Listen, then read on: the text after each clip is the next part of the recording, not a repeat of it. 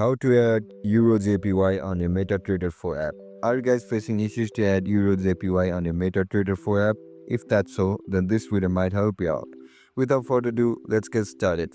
First of all, open MetaTrader 4 on your laptop or mobile devices. Once you open up your app, now look at the left bottom of your screen where you can see your code. Click on it.